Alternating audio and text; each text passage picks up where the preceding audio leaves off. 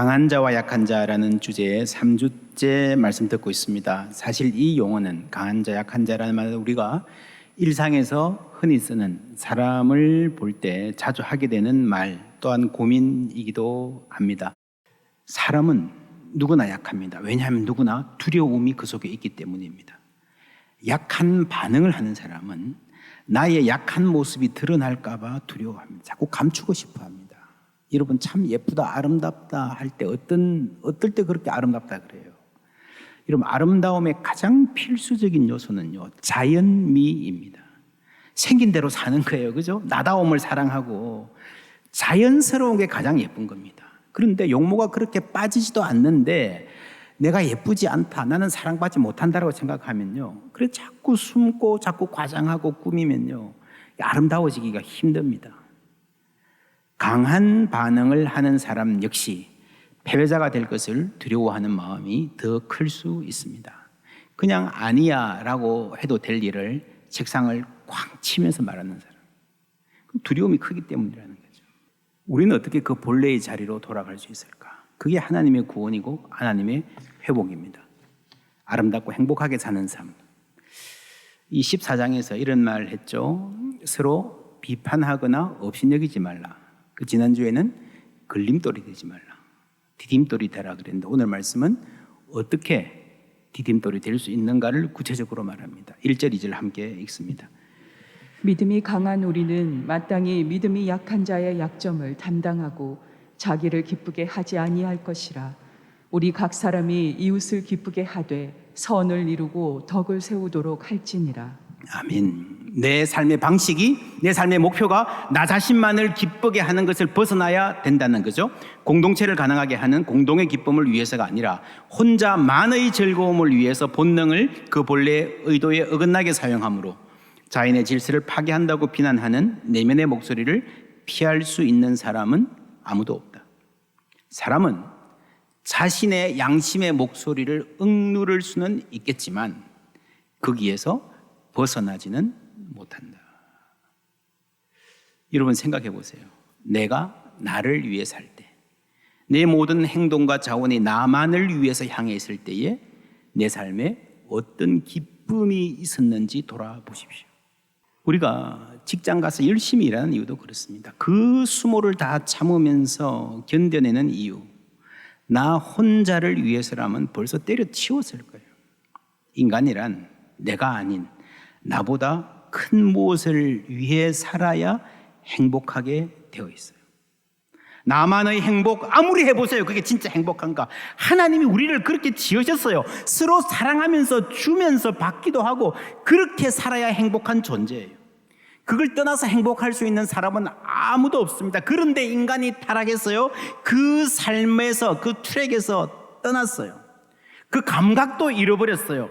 그래서 나만 위하고 빼앗기도 하고 남을 밟기도 하고 그게 잘 사는 거겠거니 그렇게 살아요. 저 위에 어디에 행복이 있겠거니. 그래서 거기에 행복이 있는 줄 알고 막 내달려요. 가끔씩 성공도 하지만 삶의 행복은 더 멀리 달아나고 있다는 것을 압니다. 그게 지금 우리가 처한 상황입니다. 여러분 한국만 해도요 수십 년 전에 비하면 모든 지표가 다 살기 좋아졌다고 말하잖아요. 그냥 그런데 막상 물어보면요 그때보다 지금이 더 행복하다라는 말하는 사람은 많지 않습니다. 왜일까요? 왜일까요? 사람들이 그때보다 훨씬 더 자기중심적이 되었기 때문에. 여러분 이 자기중심성은요, 나를 우주의 모든 생각의 중심에 두는 이 성향은요 인간의 타락이 가장 심하게 나타나는 대목입니다. 나의 기쁨만을 위해서 사는 거지요. 남을 위한다고 할 때도 내 중심으로 생각하고 판단하는 자기중심성. 여러분 특별히 강한 사람들은요 괜찮아 늘 그런 것 갖고 그래. 신앙의 충고를 해주는데도요 믿음 좋아 보이는 그 반응조차도 자기중심적인 내 만족, 나를 높이는 경우가 많습니다. 내 강함이 남에게 상처 주지 않는 것, 내가 잘난 것이 남을 좌절시키지 않는 것, 내가 누리는 부요함이 남에게 박탈감 느끼게 만들지 않는 것 쉽지 않습니다.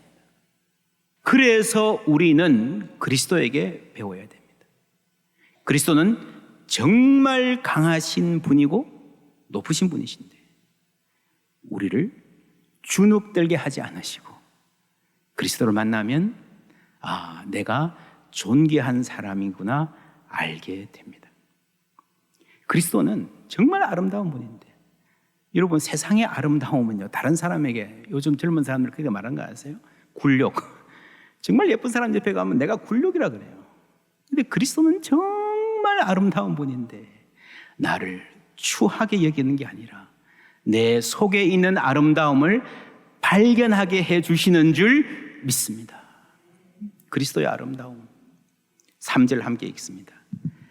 그리스도께서 또 자기를 기쁘게 하지 아니하셨나니 기록된 바 주를 비방하는 자들의 비방이 내게 미쳤나이다 함과 같으니라. 자기를 기쁘게 하지 않았다. 계속 하던 말입니다. 그리스도의 모범입니다. 그런데 그 다음에 구약 말씀을 인용하는데 비방을 당했다. 주를 비방하는 자들의 비방이 내게 미쳤나이다 하는 말을 하는데 이 두 개가 어떻게 연결되는지 연결이 이해가 쉽지 않습니다. 그렇죠? 이게 남을 기쁘게 한다, 자기를 기쁘게 하지 않았다라는 말하고 비방이 왜 어떻게 연결되는 거지? 이게 관계가 없는 게 아니고 관계가 있는데 너무 거리가 멀어서 그렇습니다. 바울 서신은요, 바울이 평소에 생각하고 말하고 가르치던 많은 부분들을 생략하고 쓰고 있기 때문에 이게 우리가 그 생략된 부분을 제대로 모르면 이게 논리가 안 맞는 같이 보입니다. 그러니까 그 부분이 뭔가를 알아야 바울 서신을 제대로 이해할 수 있습니다. 그게 바울 서신 해석의 키포인트입니다. 이 말씀은 십자가를 말하는 거예요. 여러분, 예수님의 십자가는 그 무엇보다 비방과 수치를 당하신 것이었습니다. 명예가 짓밟히는 거예요. 여러분, 사람이 대중 앞에서 뺨을 맞으면요 볼이 아픈 걸 잘 모릅니다. 왜요? 창피해서, 수치스러워서. 그게 명예가 짓밟히는 거예요. 그게 훨씬 더 심각하고 큰 겁니다. 대부분 그렇습니다. 여러분, 조그만 꼬마 애들도요 뭐 잘못한 게 있어서 엄마가 데려가가지고 몰래 가가지고 맴매하면요 괜찮아요. 금방 잊어버려요. 그런데 잘못했다고 막 어른들이 있는 데서 친구들 있는 데서 막 야단치면요 엄마가 용서받기 힘듭니다. 아시죠, 여러분? 여러분, 조그만 꼬마들한테도요 명예가 그렇게 중요하다는 거예요. 우리 모든 사람이 다 포기해도 끝까지 포기하기 힘든 게 내가 옳다, 내가 그렇게 틀리지 않았다, 내가 그렇게 형편없는 사람이 아니다, 그게 자기의거든요. 어떤 사람들은 그래서 결백하다는 걸 보이기 위해서 목숨까지 내놓잖아요. 자살하잖아요. 왜 그렇습니까? 그게 인간인 겁니다. 특별히 오늘 21세기 서구화된 이 사회와 2000년 전에 지중해 세계, 중동 진짜 다릅니다. 여러분, 지금도 중동에 가면요 명예살인이라는 말을 아십니까? 명예살인. 명예살인이 뭐예요? 집안의 명예를 지키기 위해서 내 동생이 부끄러운 일을 당했다면 오빠들이 동생을 죽이는 거예요. 정말 심각한, 정말 말도 안 되는 일인데 그거를 명예라고 그래요. 명예라고. 그래서 여러분, 2000년 전에 이 지중해 세계에서 명예가 얼마나 소중했는가는 우리가 상상도 못할 정도로 심각한 주제입니다. 의로우신 예수님이 죄인의 자리에 가신 것, 그게 십자가입니다. 짓밟히신 겁니다. 존재 전체가, 특별히 명예가 짓밟히신 것입니다. 그렇게 해서 예수님이 우리 삶의 디딤돌이 되어주신 줄 믿습니다.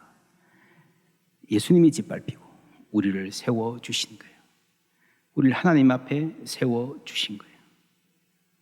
우리가 착한 일을 잘 안 해보다가 처음 할 때는요 내가 이거 하면, 내가 요거 양보하면 사람들이 박수 쳐줄 것이다 생각합니다. 그런데요 안 그럴 때가 있어요. 잘해도 몰라줄 때가 있고 심지어 착한 일을 하고 오해받을 때도 있습니다. 그래서 여러분, 선한 일을 하면 반드시 이런데도 내가 이거 계속해야 돼 하는 그런 순간이 오게 돼 있습니다. 그럴 때에 예수님의 십자가를 기억하시기를 바랍니다. 바울은 그 십자가 사역의 그 의미를 딱 한마디로 주를 비방하는 자들의 비방이 내게 미쳤나이다 로 요약하고 있습니다. 여러분, 이웃을 위해 살고 하나님 영광을 위해 살고 자신의 기쁨을 추구하지 않는, 자신의 기쁨만을 목표로 삼고 살지 않는 사람이 되는 것이 하나님의 목표이기 때문이에요. 우리가 박수 받기보다 오해받을 때 그게 진짜예요. 그게 진짜예요. 이런 과정을 거쳐가면서 나의 기쁨을 구하지 않는 것이 뭔지를 삶으로, 몸으로 배우는 거예요. 여러분, 착한 일 하고요, 칭찬을 받으면 그게 내 기쁨이에요. 그렇지 않습니까? 착한 일 하고 칭찬 받으면 그게 내 기쁨이에요. 수지 맞아요. 좋은 투자일 수 있어요.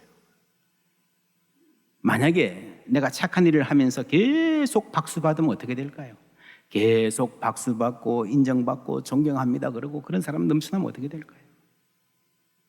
어떻게 될 것 같습니까?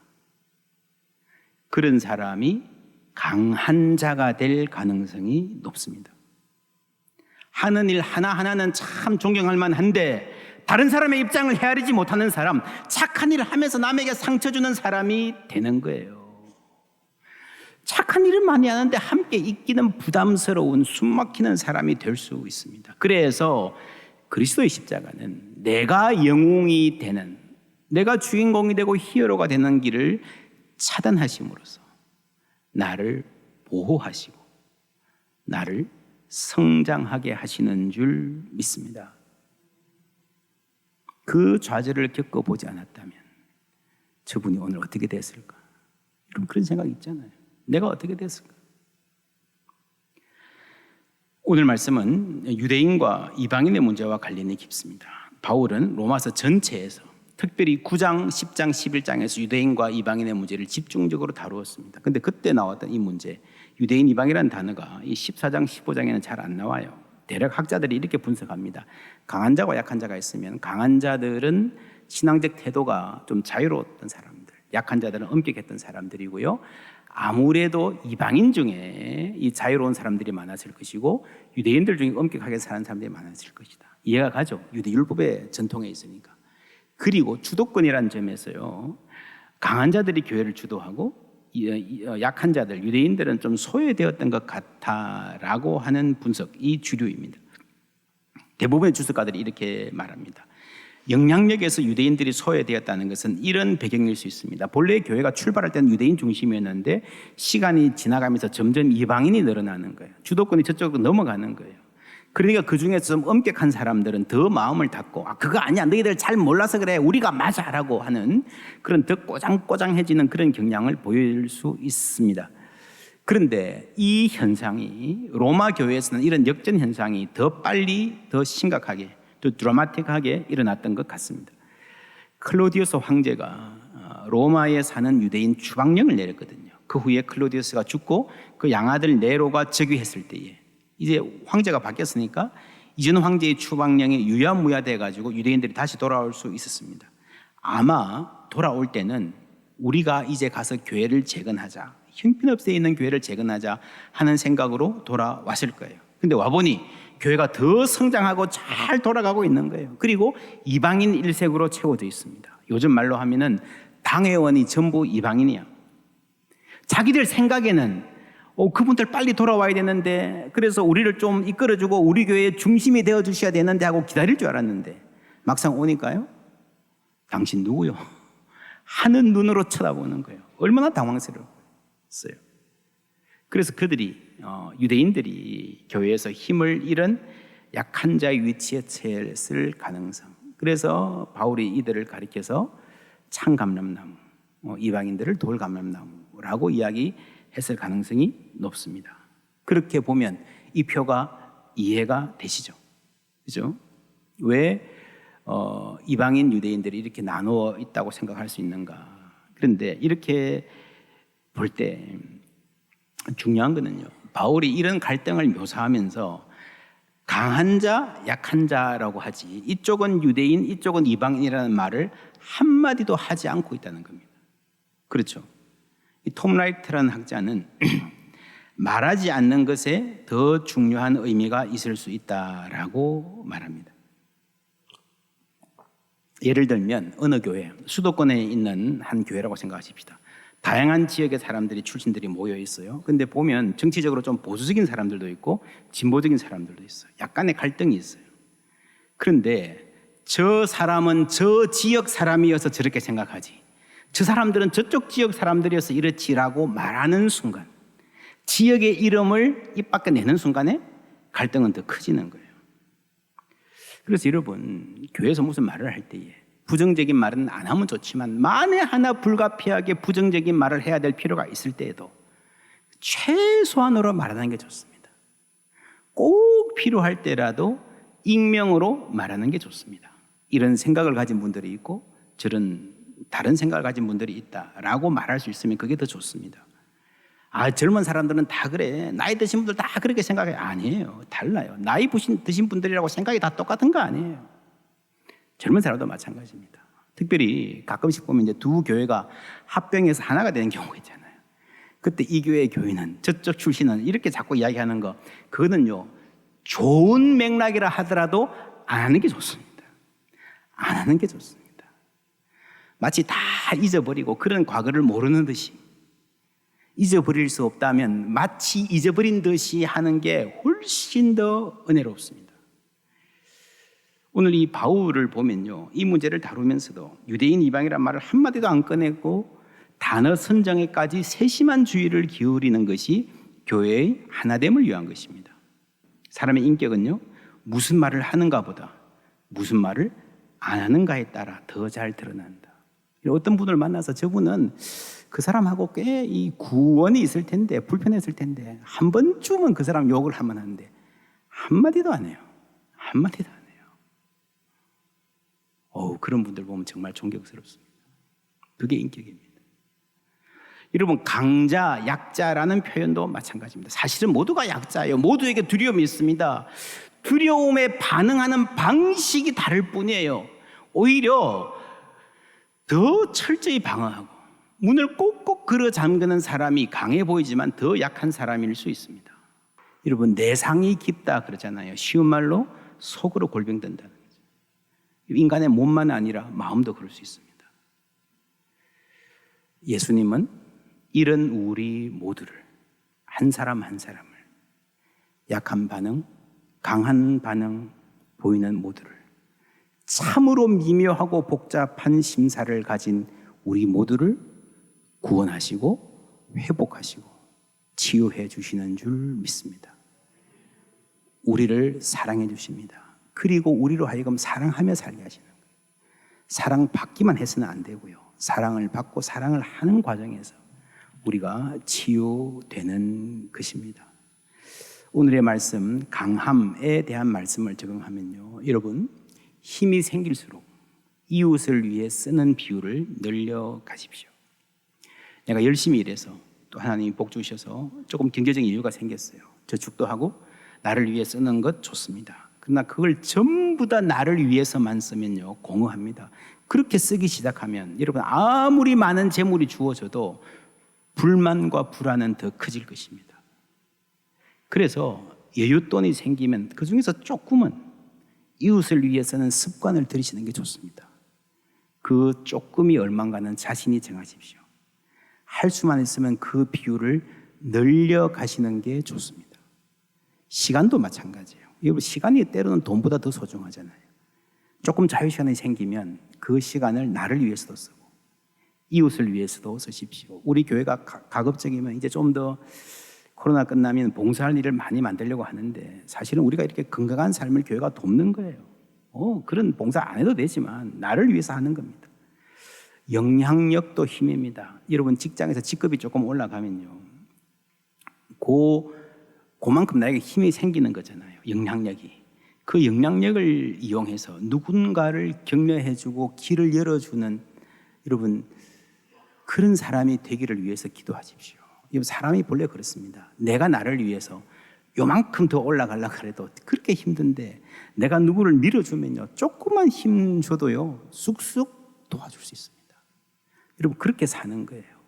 하나님이 나에게 힘을 주시면 그 늘어나는 힘만큼 선한 영향력을 위해서 사용하시기를 주님의 이름으로 축원합니다. 여러분, 우리도 그러지 않습니까? 나는 참 실력 있고 열심히 하는데 왜 사람들이 몰라주지? 조금 위에 있는 사람들이 좀 관심을 가져주면요, 달라질 수 있습니다. 그래서 우리가 이런 평생 살면서, 이런 평생 직장 생활하고 평생 사업하면서 적어도 몇 사람이라도 내가 좀 밀어주고 내가 좀 키워주고 내가 좀 세워준 사람이 있어야 됩니다. 그리스도인들이라면. 그것이 이웃을 기쁘게 하는 삶인 줄 믿습니다. 그것이 그리스도를 본받는 삶, 작은 차원에서 시작할 수 있는 거예요. 7절 말씀 함께 읽습니다. 그러므로 그리스도께서 우리를 받아 하나님께 영광을 돌리심과 같이 너희도 서로 받으라. 네, 서로 받으라, 이 말씀이 핵심인데 어떻게 서로 받는가? 첫 번째 뭐예요? 서로 비판하거나 업신여기지 말라. 지난주에는 걸림돌이 되지 말라 했고요, 오늘은 세 번째로 서로를 기쁘게 하라라고 고민했습니다. 이렇게 살아갈 때에 어떤 결과가 생기는가? 8절부터 11절까지 함께 읽습니다. 내가 말하노니 그리스도께서 하나님의 진실하심을 위하여 할례의 주종자가 되셨으니 이는 조상들에게 주신 약속들을 견고하게 하시고 이방인들도 그 긍휼하심으로 말미암아 하나님께 영광을 돌리게 하려 하심이라. 기록된 바 그러므로 내가 열방 중에서 주께 감사하고 주의 이름을 찬송하리로다 함과 같으니라. 또 이르되 열방들아 주의 백성과 함께 즐거워하라 하였으며 또 모든 열방들아 주를 찬양하며 모든 백성들아 그를 찬송하라 하였으며. 아멘. 예, 이 말씀 세세하게 강의할 시간은 없지만 그냥 쭉 읽으셔도 단어들이 눈에 보이실 겁니다. 찬송하라, 찬양하라, 감사하라, 하나님을 즐거워하는, 그죠? 하나님께 영광을 돌리는, 전부 다 예배에 대한 말씀입니다.